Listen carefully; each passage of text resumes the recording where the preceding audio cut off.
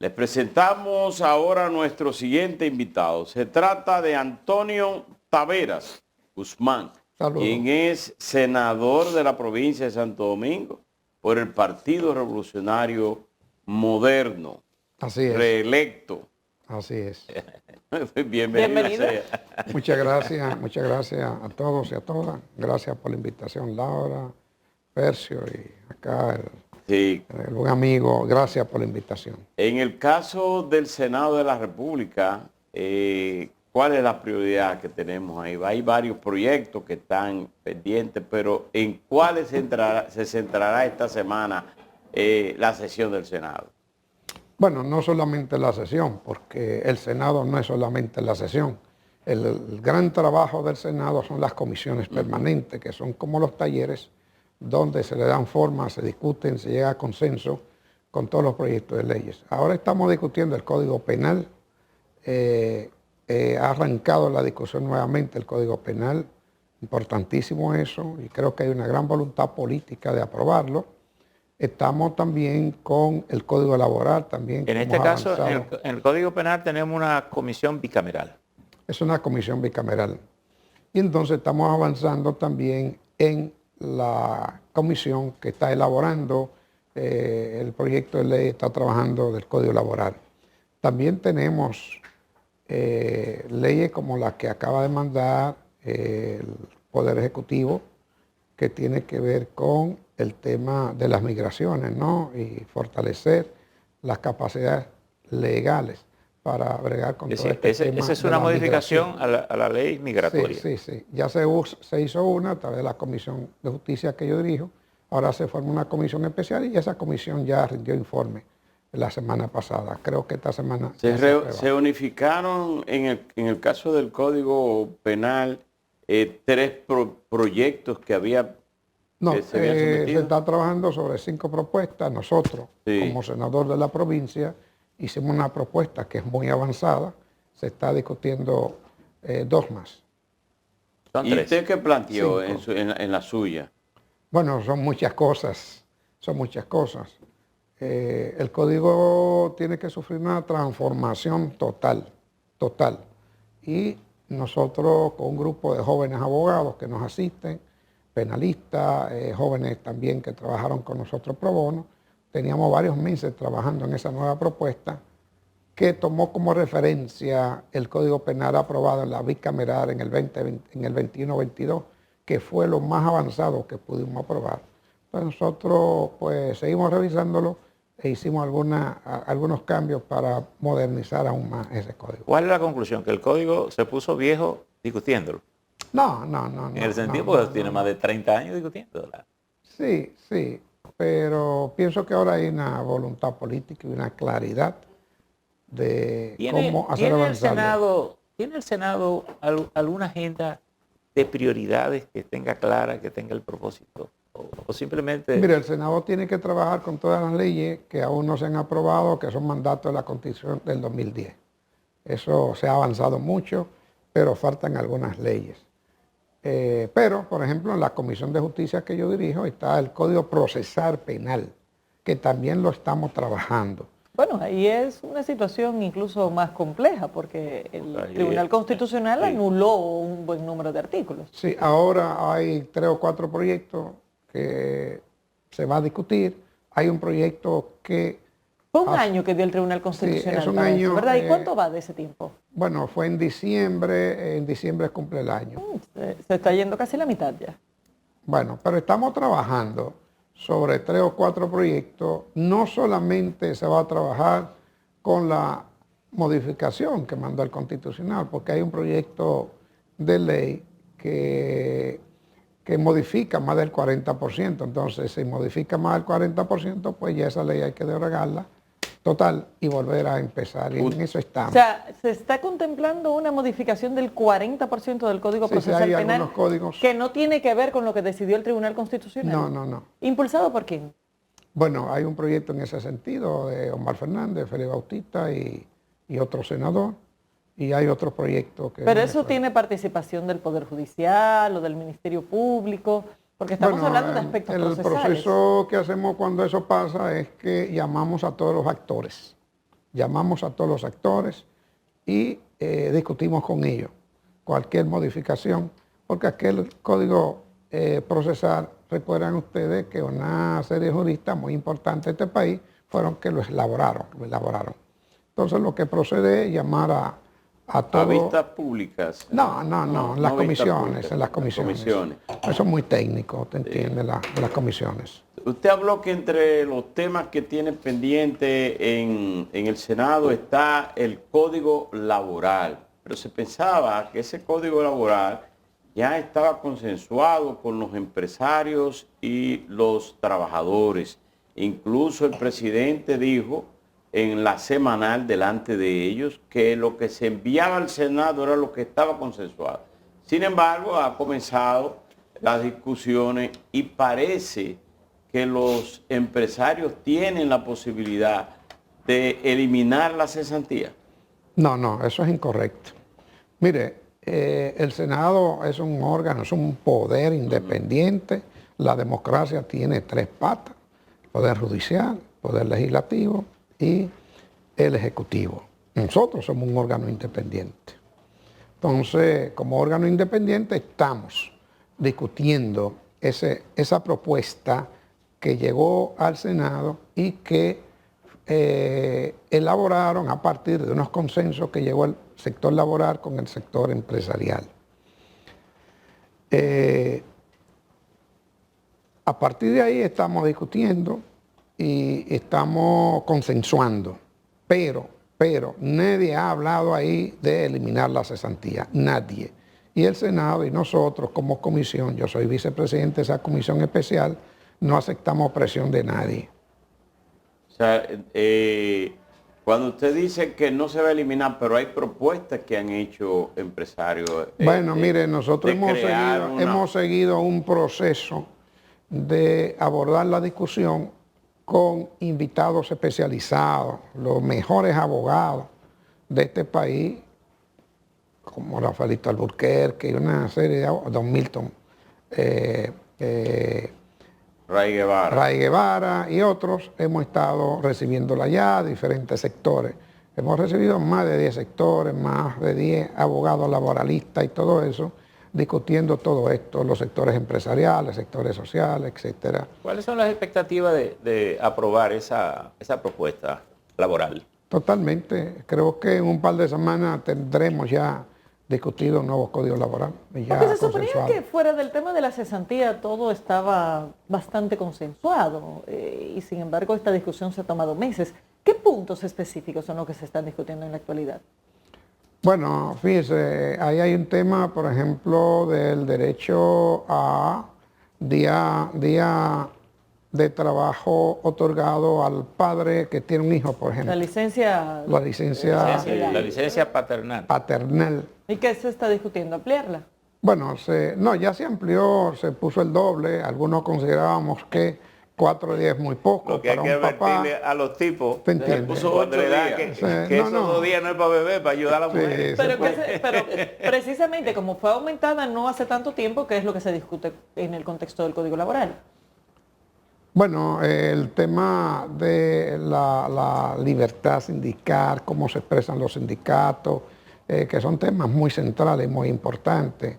El tema del teletrabajo, el tema cómo asumir, por ejemplo, los trabajadores que tienen que ver con plataformas digitales, que es una discusión, ¿tú entiendes? Si se consideran trabajadores formales, si no son empleados, si son empleados, porque a partir de ahí...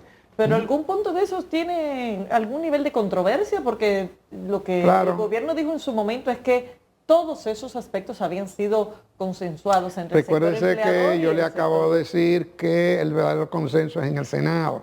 Y el Senado ha recibido muchas comisiones, incluyendo, por ejemplo, plataformas digitales que tienen que ver con vehículos, que tienen que ver bueno, para no mencionar nombres de empresas, pero Uber y toda esa gente lo hemos recibido allá. ¿Tú entiendes? Preocupado por su situación. Una plataforma digital, si se supone que si es formal, se constituye como una empresa, como una actividad económica. Por tanto, el trabajo se consideraría un trabajo formal si la actividad es formal. Pero esa no es la visión que priman en los sectores que Así. son dueños de plataformas. Y eso es una gran discusión. ¿Y qué es lo que ellos plantean? Bueno, que no se consideran empleados de ellos, sino gente que ellos le dan servicio. Pero yo no quiero entrar en discusión ahora de esa materia pública porque eso está dentro de la Bueno, comisión. pero es interesante porque pudiera haber alguna modalidad de considerar ese Mire, es una ese trabajo, discusión que no solamente... o como contrato o como lo que sí, sea. sí, es una discusión que no solamente está ahora en este país. Hay casos de España y otros Sí, países posiblemente también que esa discusión se ha dado. Unión Europea ha avanzado mucho. Sí, sí. Entonces en eso estamos, en eso estamos. Muy bien. En el caso de la reunión que se convocó para pasado mañana, ¿cuáles son las expectativas que tiene el Partido Revolucionario Moderno? Usted es senador de ese partido. Así es. Y sobre todo los senadores en torno a la crisis haitiana. Mire, la verdad es que para mí es un gran paso de avance la convocatoria por parte del presidente Luis Abinader de una especie de reunión cumbre con los expresidentes de este país. Importante, porque Haití y la crisis haitiana se ha convertido en un tema de seguridad nacional primero, seguridad nacional. Y segundo, es un tema migratorio muy difícil y que el país tiene que ponerle mucha atención. Es un tema donde hay un país que está totalmente desintegrado, sin instituciones, sin Estado, y donde la banda organizada del crimen tienen tomado ya el 90% de Puerto Príncipe. Entonces, República Dominicana es un país pobre que ha sido muy solidario con el hermano pueblo haitiano, pero no puede asumir esa migración en masa para acá, donde la población haitiana huye del hambre, de la violencia. Entonces, es un tema delicado que no se resuelve con discurso de odio ni con marcha de odio. Se resuelve buscándole soluciones concretas, que las hay, pero sobre todo se resuelve aunando esfuerzos del liderazgo nacional para crear política concreta migratoria, pero sobre todo para aunar esfuerzos, a mi entender, para llamar a una gran cumbre internacional por Haití. Senador, si yo le preguntara qué cosa no estamos haciendo como país, como Estado, desde el punto de vista oficial, ¿cuál es su parecer? Mira, lo primero es que el presidente Luis Abinader ha hecho mucho por el tema migratorio y lo ha entendido muy bien, porque yo acompañé, por ejemplo, al presidente de la toma de posesión del presidente uruguayo. Ahí nos reunimos como con 4 o 5 presidentes latinoamericanos y la principal preocupación del presidente era Haití.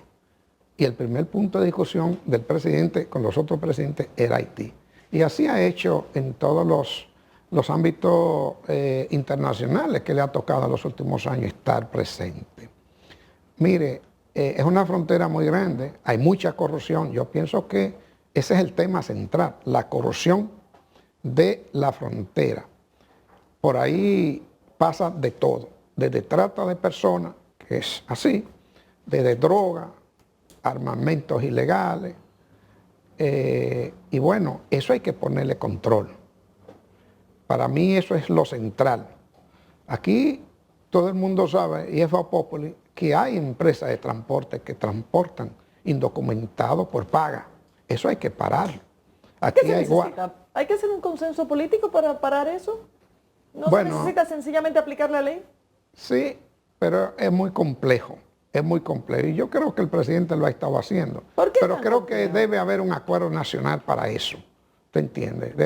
Yo pienso que también hay que invertir en tecnología para poder vigilar permanentemente la frontera. Y hay que entender también la situación que está viviendo ese país. Hay que entenderlo.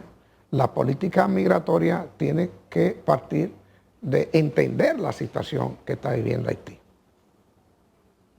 Bueno, pero creo que de la única manera que podemos hacer es estableciendo las reglas, Claro. y haciéndolas cumplir. Claro, claro. Porque, por ejemplo, qué sé yo, y yendo a cosas concretas, por ejemplo, mira, yo soy... Friusa, que se estableció ahí, se estableció ante los ojos de todos. Mire, ahí hay un estudio de la UAS que hizo Antonio Siriaco y su equipo de economistas hace unos años. Habían 111.000 nacionales haitianos trabajando en el área de la construcción solamente en Bávaro y Punta Cana. 111.000, según ese estudio. Pero en el área de Punta Cana. En el área de la construcción. Pero si usted se va a la agricultura, también hay otra cantidad. Al turismo. Pero si usted se va al turismo, también hay otra cantidad. Es innegable, y no podemos cerrar los ojos, que hay renglones de la producción de nuestro país que los dominicanos no lo están haciendo ni quieren hacerlo. Entonces dependemos de esa mano de obra. Pero esa mano de obra tenemos que organizarla. Tenemos que saber cuántos hay. Tenemos que saber quiénes son los empresarios responsables y cuánto necesitan. Sí, pero entonces esa gente tiene que pagar seguridad social. Senador, pero ¿por qué no lo hacemos si esa mano de obra históricamente la hemos usado desde la industria azucarera? Claro, pero usted se acuerda que la industria azucarera en su mejor momento pues se traía una cantidad, el ingenio era responsable y bueno, que aquella época se hicieron enclaves casi esclavizantes con los batalles, pero se tenía control de la cantidad que entraban y salían. En Pedernales, tengo entendido que van grupos de guaguas todos los días a recoger los haitianos que van a llevar a la construcción que estamos haciendo en Pedernales. En la tarde vuelven y los regresan. Sí. Es decir, estamos implementando modalidades informales, pero no las formalizamos. Es decir, ¿por qué no las formalizamos? Bueno, eso es parte de la discusión que tiene que darse ahora con esta cumbre, ¿no? Mire, yo pienso que la cumbre no debe quedarse en una cumbre de expresidentes. Yo pienso que debe ser una cumbre donde estén los sectores empresariales también, que son los empleadores, que emplean esa mano de obra, estén los sectores sociales también, y se llegue a acuerdo de política concreta. Parece que se va a convocar el Consejo Económico y Social a partir de esa reunión. Vamos a ver, no tengo conocimiento, pero el Consejo antes era un espacio muy importante de discusión de este tipo de cosas, ¿no? Digo, y sigue siéndolo si el gobierno le pone interés a los temas que manda allí. Y si ponen las Porque herramientas en si manos del si lo Consejo. manda para salir del tema. No, mira, yo creo que el presidente Luis Abinader ha estado muy preocupado y muy ocupado con el tema migratorio. Muy ocupado y muy preocupado con ese tema. Porque, repito, es un tema de seguridad nacional, es un tema también, imagínese que haya una bandada desenfrenada cruzando para acá y que nuestros militares se vean obligados a usar la fuerza. Eso no va a traer un problema, nos traerá un problema internacional de mucha envergadura, ¿entiendes? Es muy delicada la situación de Haití. Ahora, mire, si usted me pregunta cómo debe también resolverse la crisis estructural, lo primero es que Haití tiene que resolver su problema. Tú dirías, bueno, no hay muchos interlocutores válidos, pero sí, ahí está el Consejo Presidencial, que aunque debilitado, yo pienso que hay que cooperar para que ese consejo se fortalezca. Haití tiene que resolver su problema ellos mismos. Pero la solidaridad nuestra y de la comunidad internacional tiene que cooperar para que Haití resuelva sus temas. Haití ha mostrado que no tiene capacidad para eso. Hay un consejo presidencial que yo pienso que es el interlocutor válido y hay que sentarse a conversar con él y preguntarle en qué te coopero, cómo soy solidario. ¿Te entiendes? Pero posiblemente más que con el consejo tenemos que sentarnos con barbecue, ¿qué? No, barbecue. Porque ese es el que tiene el control de la zona. Bueno, porque el Estado ha fallado y porque ese consejo está muy debilitado, ¿te entiendes? Bueno, y entonces, ¿a qué conclusión tendríamos que llegar? Que el pedido nuestro no ha calado a nivel internacional para haya una intervención seria. Hay que seguir, de pacificación hay que en seguir, Haití. No hay que cansarse con respecto a que la comunidad internacional venga en solidaridad con Haití. Que no sea un tema solamente de nosotros, porque no lo es. ¿Me entiende? Es un drama humano, es una vergüenza para la comunidad internacional que Haití se le deje solo. resolviendo ese problema donde la banda son la principal protagonista Mire, de la vida diaria de Haití. Aquí está El hecho que los kenianos estén ahí es como Pero esa consecuencia, no, mire, eso que no es suficiente, pero no, es no. consecuencia de, de lo que ha pedido el presidente a propósito desde hace 4 años. de lo que dice Caminero, el canciller de Kenia está aquí. Y se dice que va a firmar un acuerdo con República Dominicana para asistir a la policía keniana que está ahí en materia médica, heridos, transporte, fallecidos, y darle acceso a que puedan ingresar al territorio para buscar esos servicios.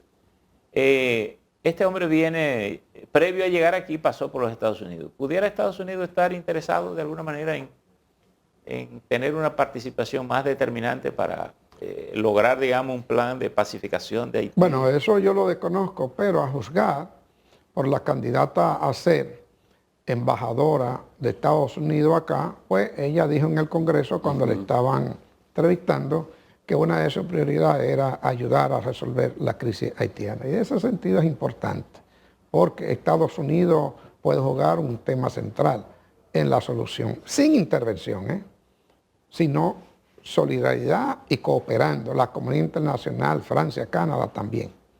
En el caso del Senado de la República fue depositado un proyecto de ley de libertad de prensa y de medios digitales la semana pasada. Mi pregunta es si usted lo ha podido leer, cuándo se va a iniciar la discusión, y sobre Cholitín, que dijo este fin de semana que tiene un proyecto de ley para evitar el odio en las redes sociales. Me gustaría si usted tiene algún conocimiento de esto. Bueno, con respecto a ese proyecto de ley, ya el equipo nuestro se reunió la semana pasada, es que llegó, ya tenemos un resumen hecho, creo que hoy ya lo vamos a discutir. Yo tengo un equipo que discuto todo con ellos, son jóvenes profesionales. Entonces hoy vamos a ver su totalidad el proyecto para tomar decisiones con respecto cuando vayamos a la discusión en las comisiones. ¿Y ¿De parte de la comisión? No, pero puedo ir sin problema. Okay. ¿Pero tiene alguna posición particular respecto a algunos de los puntos que han generado preocupación? Bueno, el tema es que, si bien es cierto, la libertad de prensa es un principio fundamental de la democracia y también lo es la responsabilidad de prensa. Los periodistas, ustedes como medios de comunicación, son un eje central en dar a conocer la noticia con veracidad, dar a conocer los hechos tal y como son. Pueden emitir opiniones, que son sus opiniones, pero los hechos no es... es importante que los hechos se presenten como son. Nadie tiene el derecho, porque tiene la posibilidad de tener este aparatito en la mano, de dañarle la imagen a nadie. Eso no es libertad de prensa, eso no es libertad de prensa, ¿no?